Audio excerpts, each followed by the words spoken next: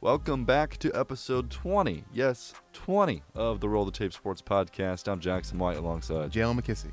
And yes, only one name after mine was heard. Aiden is out today on IR. But on a serious note, we'd like to wish Aiden a happy 19th birthday. Yes. So happy birthday, Aiden. But moving along now, today we're going to be talking about March Madness. Last week we talked about the Sweet 16 and the Elite 8. Now we're going to be talking about the Final Four and the big game, the championship game. And for NFL, we're going to be talking about Stefon Diggs to the Texans, who will win the AFC South. And then we're going to be talking about the Bills' future without Stefon Diggs and having no true receiver one. And for our NBA talk, we're going to talk about, can the 76ers make a playoff run with Embiid back? They did beat the OKC Thunder in Embiid's return. OKC did not have Shea or Jalen Williams, but, you know, Only two starters. Only two starters. Only their two best players. But the Sixers still won. And for our ending segment, we have our start bench cut, NBA and NFL edition. And make sure to follow our socials at Roll the Tape Sports. And of course, it's now time to roll the tape. Let's get into it. March Madness is going on, even though we are in April right now. But hey, it still matters. Okay, so let's go back and look at the Sweet 16. Let's break it down for you. UConn took on San Diego State, the 1 versus the 5. And, well, UConn, they dominated in this one, 82-52. And, everyone predicted that one. Yeah. So moving along now to the rest of the East bracket, Illinois took on Iowa State, and they won 72-69. Iowa State, obviously, the home of Tyrese Halliburton and Brock Purdy, two names we've said a lot on this podcast in the past, but they don't advance. In our bracket, by the way, the Roll the Tape podcast bracket, we picked Drake to win this game, so we were wrong. Moving along now, North Carolina versus Alabama. High-scoring game here. Alabama gets the victory. The 4 seed takes down the 1, 89-87. Alabama looks good. They do. Offensive threat. Offensive explosion, you could say. Only offense. Only offense, no defense. It does not exist in Alabama. But we did pick North Carolina to win, so we were wrong. Moving along now to the bottom of the West bracket here. Clemson took on Arizona, and they won 77-72. Clemson was a 6 coming into this one. Arizona was a 2. Of course, we had our Lobos winning this game, but sadly the Lobos did not win this game. Clemson moves on. South bracket here as Duke taking on Houston. This game was defense everywhere, 54-51. We picked Houston to win it, and, well, Duke, they kept on dancing. They did. They advanced to the Elite 8. Marquette taking on NC State. We had Marquette winning this one, and, well, the party is not over. NC State moves on 67-58, and NC State is still moving on as an 11 seed. And then our final bracket here, Midwest, part of it, Purdue taking on Gonzaga. They beat them 82-68, and then Tennessee beat Creighton. So looking at the Elite 8, and, well, we were not close. None at all. We picked one of the 8 left to make it there, so shout out us. But UConn versus Illinois, they took care of business easily. Took them out. We did pick that one. So UConn moves on to the Final Four. Alabama took on Clemson. They scored 89 points for the second straight game and beat Clemson 89-82. Alabama moving on. And obviously our Lobos did not move on. Not even close. No. NC State took on Duke. 76-64 was their victory. NC State having a historic run. No one thought they'd be here, and they just keep on going. They just keep on going. I don't think double-digit C has ever won the tournament, and they have a chance to do that. Man, that'd be insane. Would be insane. They took down Jared McLean and the TikTokers and Duke. Moving along now to the bottom of the Midwest bracket, the 1 versus the 2, probably a really exciting game. A 6-point game. It turned out to be 72-66, a Purdue victory, as they advance to their first Final Four since 1980. Zach Edey career game, legacy game, 40 points, 40 points, 20 rebounds? Yeah. It started out Purdue just couldn't hit a shot, and, well, it doesn't matter when you have a 7-footer down there, 7'4", Zach Edey. If you're not missing every shot, there's a chance he's going to grab the rebound and put it back, and he did that a few times. Yeah, he definitely did that. So now let's look ahead to the Final Four. Okay, so we have the East and West bracket. Obviously, they're combined, and then we have the South and Midwest. In the West and East bracket, as they combine, the two winners of those are UConn and Alabama. UConn, the number 1 seed, reigning, defending national champions, taking on the high-powered Alabama, the 4 seed. Alabama is a team that, well, they have one of the best offenses in the nation going against the best team in the nation. Yep. In this game, we had the Lobos coming out of it. We were wrong. But now look at it as the final 2 teams are. We're going to make our picks. I'm going to take UConn taking out Alabama. I think UConn is the clear-cut favorite, and I think they're the best team. I'm going to have them taking out Alabama. But I do think this game will go into the hundreds on both teams. Oh, yeah. Alabama doesn't play defense at all, and UConn will like that a lot. Yeah, UConn can definitely score the ball too. Like, just because they are a well-rounded team offensively and defensively, don't think that they can't keep up with Alabama's high-powered offense, especially with how not bad Alabama's defense is, but inconsistent it can be. I think UConn is just the better coached and better team, well-rounded wise. I think that's why they take this game. Yeah, I would have to agree with you there. Now let's move on to the South and Midwest brackets, as you have the number 1 seeded Purdue taking on the 11 seed NC State. And our pick was Houston in this game in our bracket, and we were wrong. Yeah. So now, Jalen, I let you talk first before me. You know what? As much as Zach Edey is a force, dominant, glass cleaning, right shoulder, right hook, fade guy, I don't think that they can keep up with NC State's offense, which is crazy to say because NC State barely made the tournament in the first place. They made it off of a buzzer beater. Yeah, they were like overtime. 17 and 14 at one time, Yeah. like nowhere near 500. They've in won their like 11 conference. games straight. They're going crazy. They are hot. And I think with DJ Burns' size, he might not be as tall as some of the other centers that Zach Edey's faced, but he's definitely the biggest center that Zach Edey has ever faced. That dude's probably pushing 300. Yeah, he's a big boy. So Zach Edey won't be able to. He might be able to shoot over him, but he won't be able to, post him up like he has and just body other centers.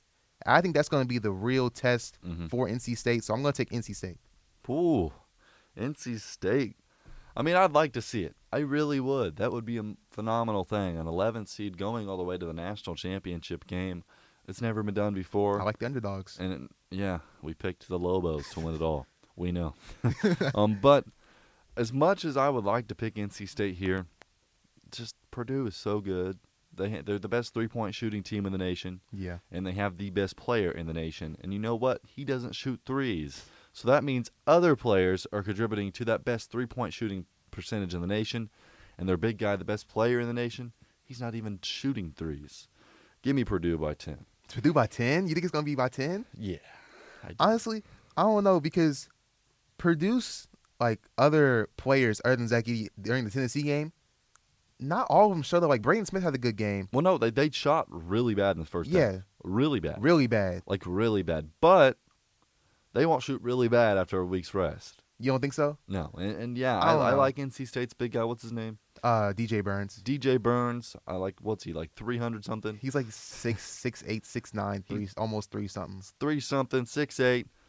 I'm sorry, but it's over for Mr. DJ Burns. He has a 7'4" man going to be dunking all over him in this Final Four game, and I would like to see it, but I think the only way Purdue wins by this is if they're not role players, if they're other players other than Zach Edey shows. I know Zach Edey will probably have a smooth 30 and 20 again. yeah, Braden But Smith's going to Braden have to Smith step has to show up. They're going to have the other guys knock down shots. when Knockdown needed. shots, because against Tennessee they were not knocking down shots. No. It was basically just Zach Edey and then the occasional kick out three that they would make. Yeah, and that was about it. In the first half, I don't think they hit a three till like 7 minutes in. No. Not 7 minutes, like 7 minutes left. I mean, when you look at it, they scored 72 points. 40 of those were Zach Edey.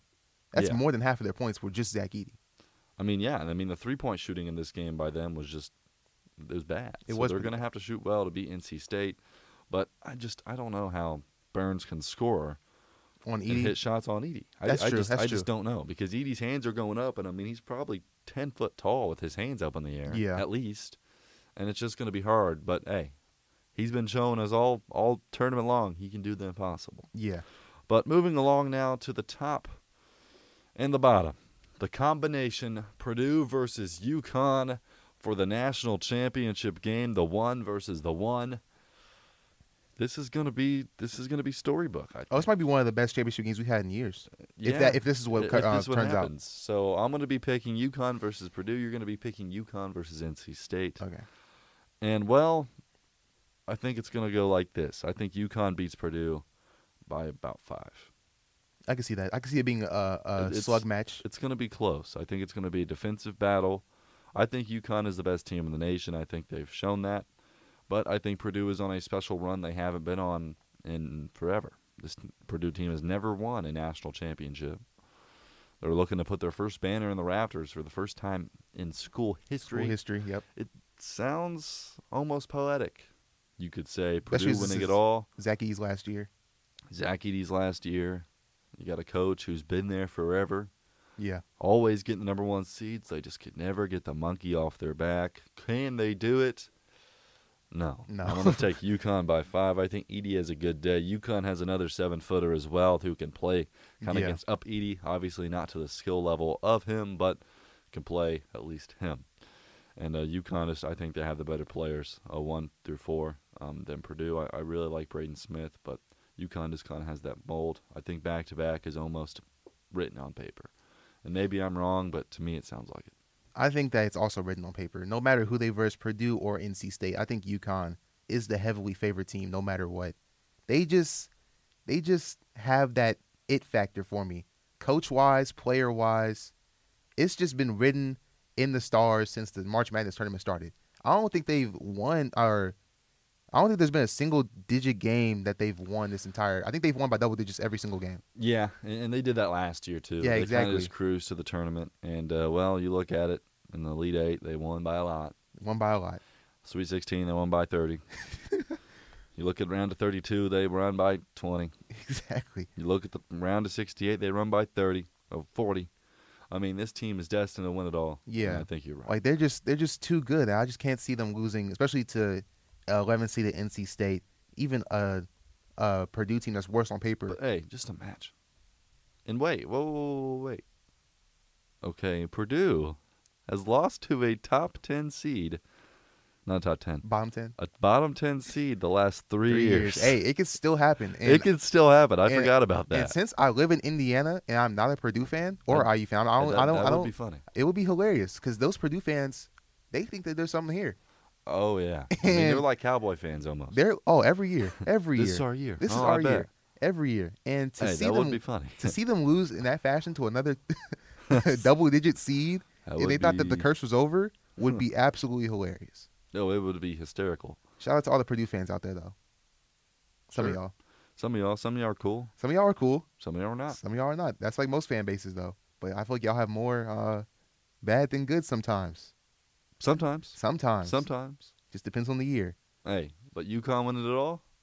Ride it in. Roll the tape special. Just go ahead and announce it. You might as well start making the championship shirts now.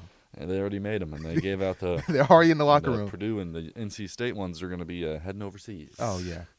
But moving along now to the NFL, there was a big trade today. Stefon Diggs has been traded to the Houston Texans for just a second-round pick. Yep. What? So the Texans give up pick 23, a 2025 second-rounder, and pick 232 in 2024. So originally, pick 23 was not in this deal. No. But, so, wait. Is that's correct? Yep. So now the Texans get the 42nd overall pick. They give away Stefon Diggs and his $19 million salary, and they give away picks 188 and 189 in the 2025 draft. So you look at this team here in Houston, and well, I mean, to me, it's looking like they're going to be chasing a ring in 2024. Oh yeah. You have C.J. Stroud, who statistically and almost played like it, is a top 5 quarterback in this league. Mm-hmm. You now have Joe Mixon, who even though is not what he used to be, he's still a good running back. I think he's still probably at least top 10, if not borderline top 10. Borderline top 10. And then you have Stefon Diggs, who even though did not necessarily play well last season, still a top 15 receiver. Yeah. And then you have Tank Dell, who was a star rising last season before he got injured. He's really good. And then you have the consistent Nico Collins as well. Top 15 wide receiver. Top 15. I mean, you have 3 guys who, if all are healthy and all play well, can get 1,000 yards next year. I think they have 3 top 20 wide receivers. And then you look, and you have a really good tight end, Dalton Schultz. Top 10 tight end. And then you look and they have a really good offensive line. Yeah. I mean, oh my. Oh my. Houston, we have a problem. You guys might be winning the AFC South with I think they ease. might as well hang the banner now. I mean, we've been saying that. People said you should have hanged the banner with Jacksonville last season. That's true. And Jacksonville fell apart. Look at that. I mean, you got a bad man in Indianapolis getting ready for year 2, and Anthony Richardson. I don't know. You have a Mayo-eating man in Tennessee. Will Levis, he has some new weapons over there. He does have some new weapons. They got a good defense now. Ladarius Sneed going to Tennessee. We didn't talk about that. He's now a Titan. So now let's move on to the second question of the day. Who wins the AFC South and why?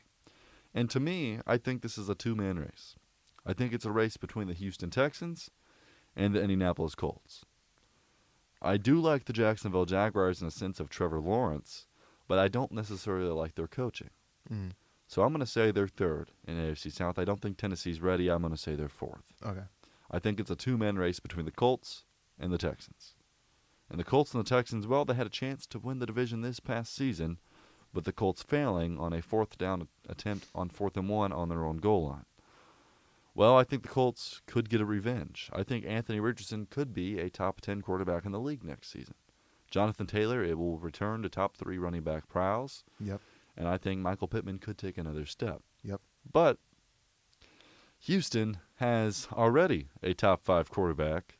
They have a French top 10 running back. And they have potential 3 guys who could be slotted as top 5 receivers in any given season, given the statistics. Yep.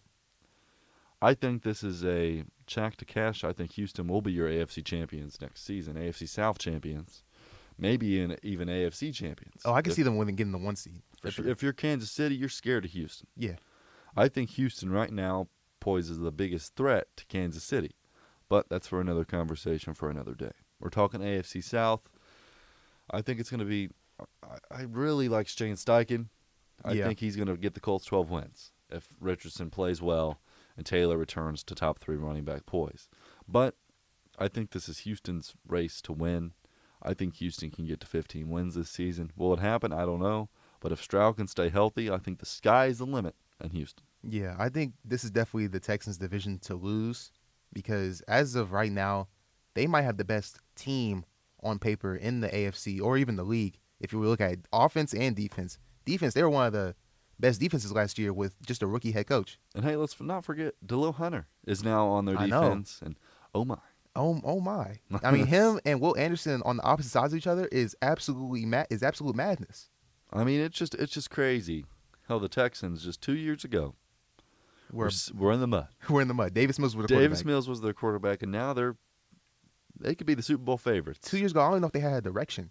Well, now they do. And I think it's a 3-team race. I still think it's the Colts, Texans, and the Jags. I still think the Jags are in that conversation because of how good Trevor Lawrence can be and has been. Yeah. And then that roster in Jacksonville is still very good. It's not – losing Calvin really was hard, but I still think that they put up the same amount of production with Christian Kirk as the wide receiver 1. I think Christian Kirk was really wide receiver 1 stats-wise last year, especially with how many games Calvin really missed. But I think this is the Texans' division to lose. I think they come out as 1. Like you said, 14, 15 wins I think is the hope for Texans fans, even Texans players. The Colts, offensively, I think they can compete with the Texans because of the dynamic quarterback they have and the offense. Shane Steichen's a mastermind. He's probably top 3, top 4 play caller in the league offensively. Easily. But I think what holds the Colts back, defense. Yeah, their secondary's weak. Defensively, I think it holds them back a lot. I don't love Gus Bradley. He's not bad. He's just not – I don't think he doesn't blitz enough for me. He doesn't pressure enough for me. He kind of sits back in a cover 2, in a zone. Well, but Gus Bradley plays cover 4, cover 3. I mean cover 4. He won't play cover 2. I meant cover 4. He refuses. He refuses to play cover 4. That's my bad. Cover 2. Cover 4. So, wait. He plays cover 2 and cover 3. He does not play cover 4. Oh, my God. Cover 2. 2. Yes. He does not play cover 2. He does not play cover 2. There you go. Oh, my goodness. Sorry, it's been a long time since I watched some Colts games. I just can't remember. But, yeah, having 2 rookies probably starting at your 2 outside corner spots. Well, they're not going to have rookies. They're going to be second-year players. I mean, You're probably going to have one rookie because I feel like we're going to draft a rookie corner at 15. And then you'll have a second-year Juju Brents. Juju Brents looked good last year. Juju Brents did look good last year. Hey, the Colts need a safety and a cornerback, and I think Julian Blackmon is back. Huh.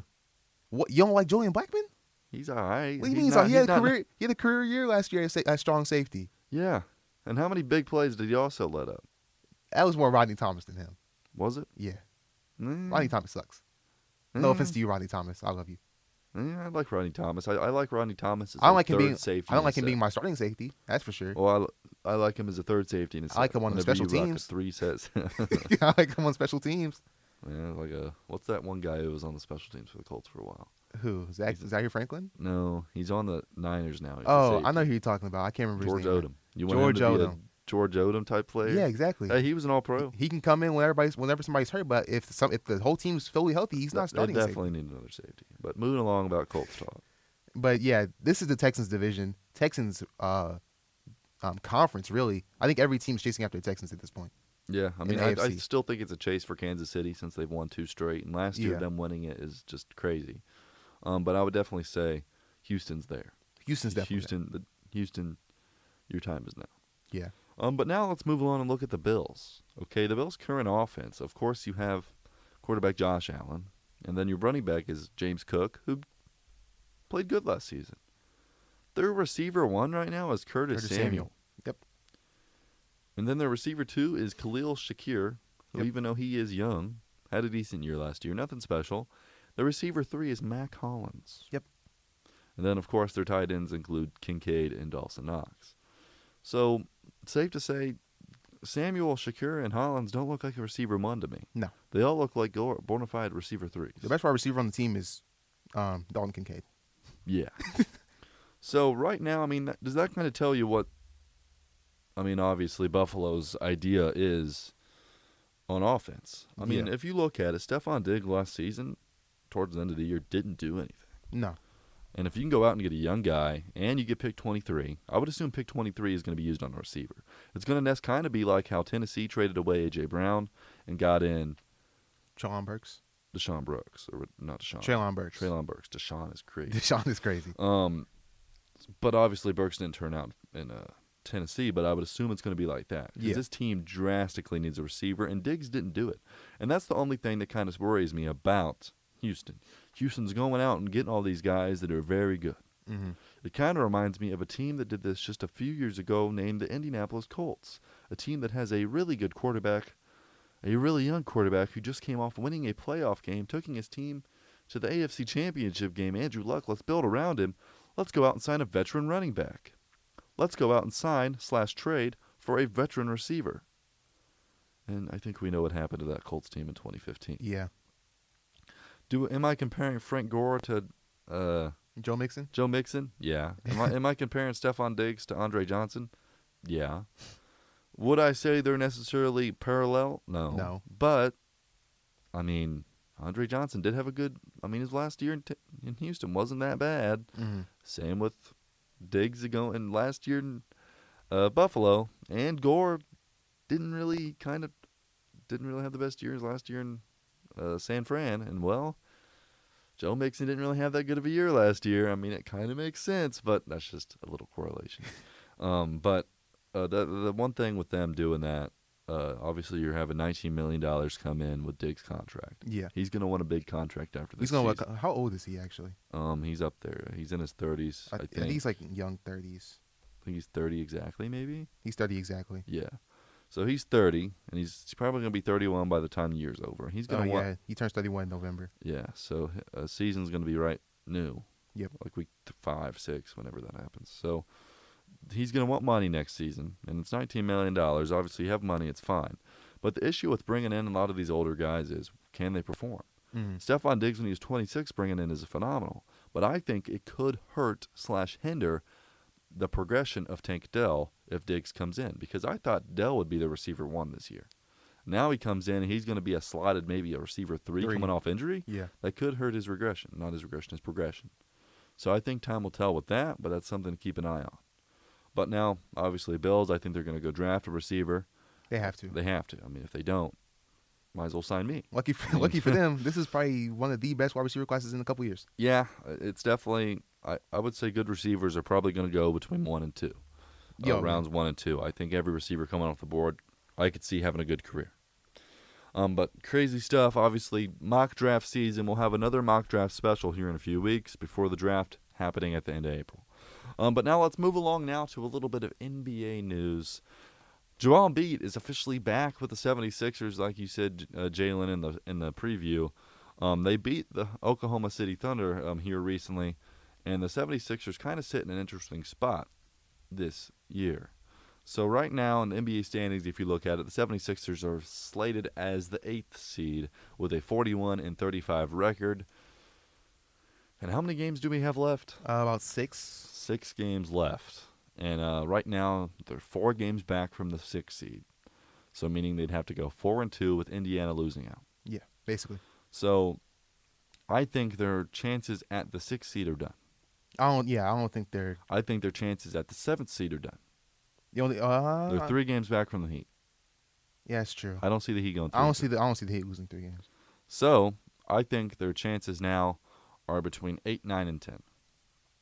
I don't see them falling. 8 will be where they finish. I think 8's where they finish. Unless Miami has a grand collapse. Or Indiana has a grand collapse. But looking at the Sixers schedule, though, they have a cakewalk of a schedule. I mean, they verse the Heat next.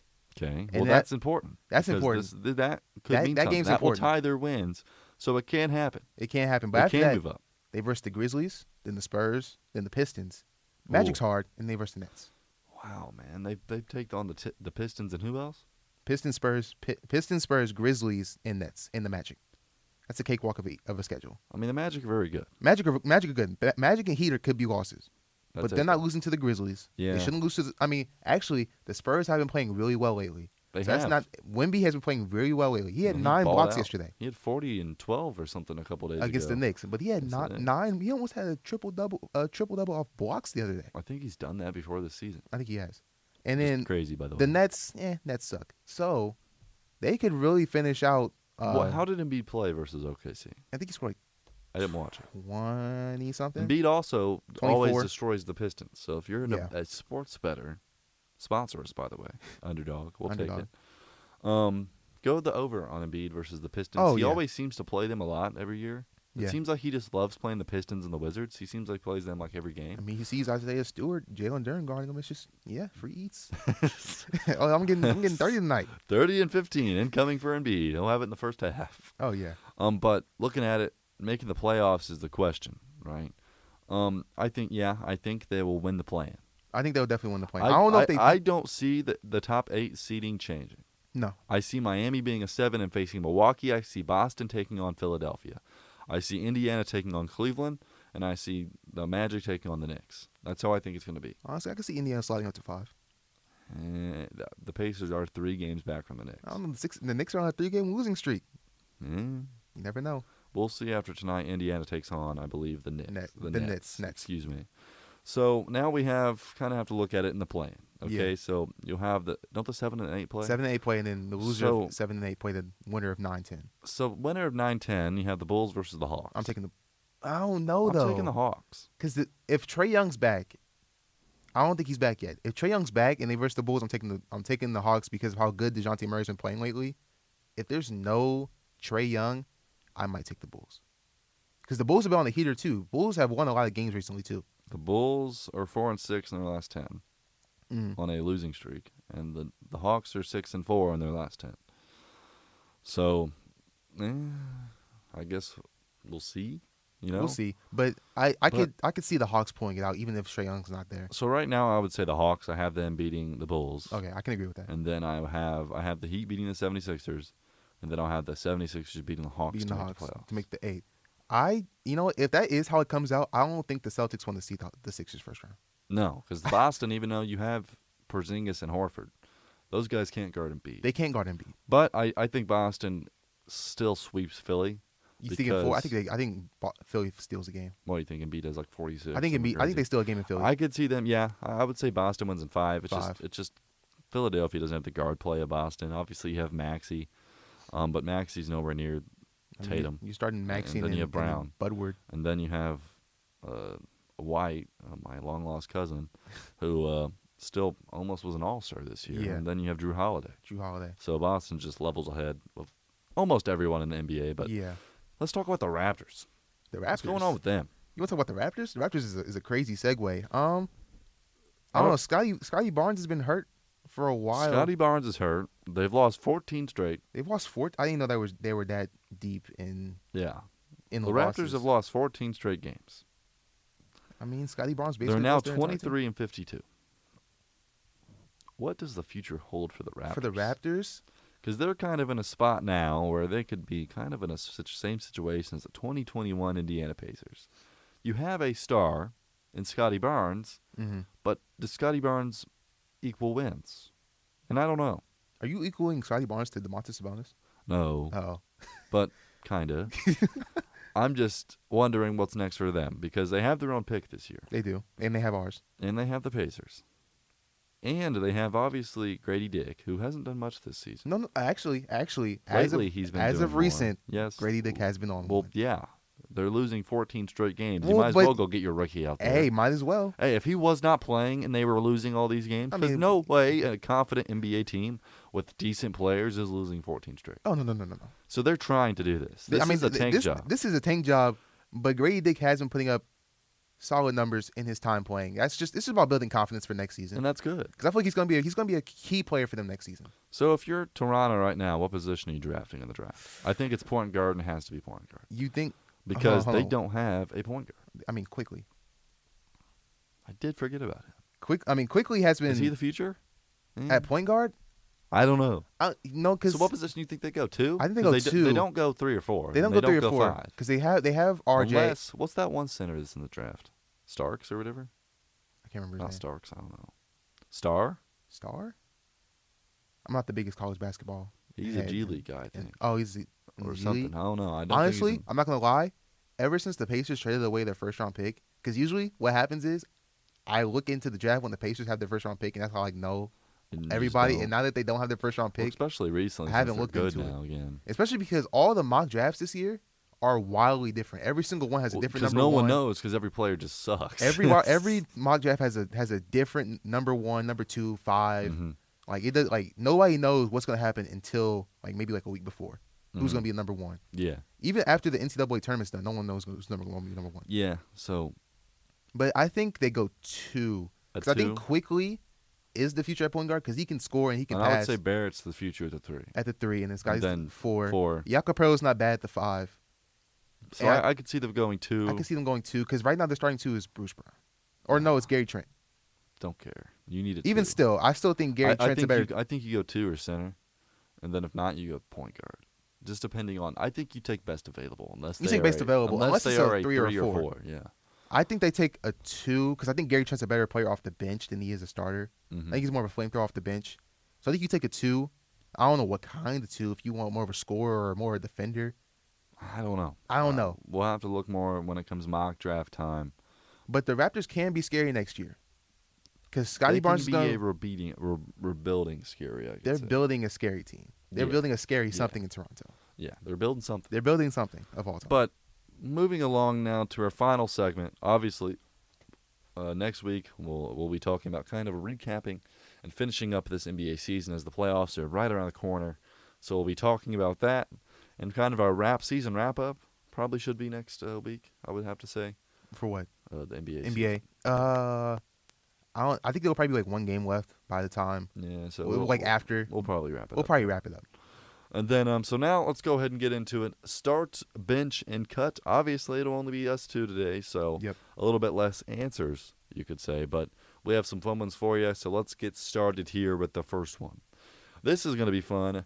So start, bench, cut, 2013 LeBron James, 2018 James Harden, and 2016 Stephen Curry. But this is not for the season. This is for a random time. You have to get a bucket in the second quarter of a game. Who are you picking out of those 3? 2013 LeBron James, 2018 James Harden, and 2016 Stephen Curry. Fate of the universe on the line. In the second quarter. In the second quarter. And you need the shots. You need a bucket. You need a bucket. There's only one man on this list that is a guaranteed bucket every time, Mm-hmm. and that is 2018 James Harden. 2018 James Harden had people rethinking the all-time shooting guard list. Yeah. They had people. I saw people putting him above Kobe, above Dwayne Wade. It was a crazy time. 2018 James Harden, unguardable. No one was stopping him. What did he average? 36 that year. 36. Wasn't there a stretch of games where we won like 14 games scoring 40? Yeah. Like there for a time, James Harden had the argument of being the best player in the league. Oh, 100%. 100%. Even though that 2018 LeBron 22 LeBron was insane. Was insane too. But people like to put statistics next to each other and say LeBron was robbed of an MVP. Yeah. LeBron James played every game that season. James Harden played 72 instead of 82 games, and will only trail LeBron by like 10 points. Yeah. So, 2018 James Harden was just different. After that, so I'm starting James Harden, 2018 James Harden, benching 2013 LeBron. 2013 LeBron, I've heard NBA players say is the scariest person that they've ever seen on an NBA floor. Masked up LeBron James is the scariest dude that anybody has ever seen on an NBA floor. Dunking, finishing. He even had a little bit of a three-point shot. It wasn't consistent, but he could shoot it. I'm taking 2013 LeBron on the bench. And in 2016 Curry, he just doesn't put as much. Unanimous MVP, by the way. Unanimous MVP, but he doesn't score with as much ease as I think James Harden and 2013 LeBron do. So I'm cutting Steph Curry. I'm going to go a little different here. I'm going to have to say I'm going to start 2013 LeBron James. Okay. 2013 LeBron James is the most scared for a man in NBA history. Oh, yeah. There is not a man who is feared more than 2013 LeBron James. Nowhere near. OGs, stop talking about Michael Jordan. 2013 LeBron clears any year of Michael Jordan's career. Clears him. Debate me in the comments if you want. 2013 LeBron start. I would say bench 2018 James Harden. Yeah, I mean that James Harden run with the Rockets in 2018. I thought they were going to win it all. That was the year they were up 3-2 versus the Warriors. If Chris Paul didn't get hurt, they would have won the championship. Yep. Obviously, referees came into that too. Yeah, Scott Foster. Shout out Scott Foster. Shout out him. No. But 2018 James Harden was phenomenal. I mean, just a bucket at any time, just dominating. And 2016 Curry is something that we've never seen before. He made the game of basketball what it is today. Yeah. But when it comes to just getting one bucket out of these three names, I'm going to say 2016 Curry is going to be my cut. For sure. Moving along now, start, bench, cut, Pacers, Roy Hibbert, Hawks, Al Horford, and Knicks, Tyson, Chandler. And we're going to go in the year 2013 Yep. to keep it in retrospect to the one prior. So Pacers, Roy Hibbert, Hawks, Al Horford, and Knicks, Tyson, Chandler, starts, bench, cut. I am starting Hawks, Al Horford. Hawks, Al Horford was a different breed. He was one of the more consistent post players in the league besides Al Jefferson. And don't sleep on Al Jefferson. Hey, Big Al. Hawks, Al Horford was elite offensively and defensively. He could guard the 4. He could guard the 5. He could just do it all. Benching, this is a little tough. The bias might get to me. I'm picking Pacers Roy Hibbert. Pacers Roy Hibbert was elite at defense. I think he might not have been robbed of a Defensive Player of the Year, but he should have definitely been in some more conversations. He was elite. He was the reason why the Pacers had so many good defenses was because of him. That rim was being protected no matter what. And then cutting Knicks, Tyson, Chandler doesn't put enough fear into me as the other two. He was a lob threat. He could play some defense. He won a Defensive Player of the Year. But I like Roy Hibbert and Al Horford a lot more than I like Knicks, Tyson, Chandler. Yeah, I'm going to probably have to say start Hawks, Al Horford. He was really the only name on this list who was a consistent all-star. Yeah. All three of these guys did make an all-star game. Roy Hibbert make 1 or 2? Roy Hibbert made 2. 2. He made 1 in 2014 and then 2012. But Roy Hibbert, well, let's just talk about Al Horford. Al Horford, with the Hawks, obviously, is going to have a jersey up in the rafters one day. You think for the Hawks or for the Celtics? For the Hawks. He was there for a good while. That's true. But do you think he gets retired in Boston? If they win a chip? I doubt it. You don't think so? He's not been there. He's been there for a minute. Yeah, only a few seasons, 6 to total out. But he was in Atlanta for longer. And you look at it, and he had a few seasons averaging 16, 15, 18 was the most points he averaged. He also averaged 10 rebounds a few of those seasons. I'm looking at 2012, 2013. That season he averaged 17 points, 10 rebounds, had a steal and a block on 3 assists. So I would say start would be Al Horford. I'm going to say bench Pacers Roy Hibbert. And this is close. Roy Hibbert, even though he's my GOAT deep down, he's a guy who career averaged only 10 points per game. With the Pacers, he averaged about 11.5, 12. And really the year he was most dominant was 2013, where he averaged 12 points, 8 rebounds, and 2.6 blocks. But for a 3-year span where the Pacers made it to the Eastern Conference Finals every season, he averaged over 2 blocks in each of those seasons. And then you look at Tyson Chandler, who will be my cut. In those 3 seasons, even the season he won Defensive Player of the Year, which was that 2012-2013 season, he only averaged about 0.6 steals and only 1.1 blocks. The year he won Defensive Player of the Year was 2012. Where he averaged only 0.9 steals and 1.5 blocks. So just to me, Roy Hibbert's stat line is better than Tyson Chandler in almost every imaginable. Yeah. And Roy Hibbert, one finger sent the Knicks franchise back 10 years. Yes, he did. So let's just talk about that. So I'm going to say start Al Horford, bench Roy Hibbert, and then cut Tyson Chandler. But moving along now to an NFL start, bench, cut receiver edition. This is players right now, not career. This is going into next season, 2024. Start, bench, cut, Stefon Diggs, A.J. Brown, and Jamar Chase. To start off, I think it's got to be Jamar Chase. I think Jamar Chase is arguably the second best he's arguably the second best wide receiver in the league behind Justin Jefferson. It's between him and Tyreek Hill. But I don't think it's even close between Jamar Chase, Stefon Diggs, and A.J. Brown anymore. It used to be for Jamar Chase and Stefon Diggs, but I think Jamar Chase has kind of started to pull away a little bit. And then for the bench and the cut, this is where it gets tricky. A.J. Brown has been elite ever since he got to the Eagles. He was elite before then. But since he got into the Eagles, he's been taking giant seasons in terms of production. Stefon Diggs, he had a down year last year. Just a little bit. It wasn't. He still had 1,000 yards, but it wasn't the 1,400 he was consistently getting before then. I think I'm going to take A.J. Brown to bench. As of right now, I think A.J. Brown he just seems like a little bit of a better wide receiver. Obviously not as good as a route runner, but in terms of catching the ball and gaining yards after the catch, I think I'm going to take A.J. Brown right now, and then I'm cutting Stefon Diggs. Yeah, I'm going to go in a little bit of a different one. You go ahead. I'm going to say start A.J. Brown. Whoa. Even though Jamar Chase is very good and phenomenal, A.J. Brown last season was even better. He had 1,400 yards, 7 touchdowns. But the thing is, I would say A.J. Brown necessarily is a better red zone threat than Jamar Chase. Oh, yeah, for sure.